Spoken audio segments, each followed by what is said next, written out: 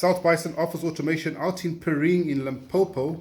Just came across this HP M5035 and just done an induction with these gentlemen. I'd just like them to comment on the HP technology, what they feel about this technology and where it's going, eh?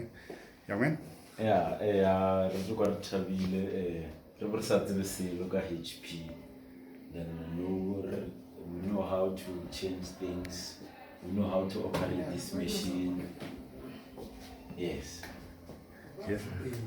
Yeah, so then HP machine go really youth they have behind this. Then balukishi for something, but celebrated already. But I school for a regular you can work through the machine of HP. Themba? Another time you go to Kupano Motor, root down machine, create Gushia, I neck my whole I neck what I'm about to can. If we are going to have so now, you really want to see you now to decoy on the good Kupano College. Right, so we encourage in schools in the area to support these young people. There's an opportunity for us to put in print infrastructure, HP, the latest technology, fourth industrial revolution, and supporting it with young people in the communities. We're asking the young people in communities to rise and to come to the party, join us, follow South Bison, and become a part of this community.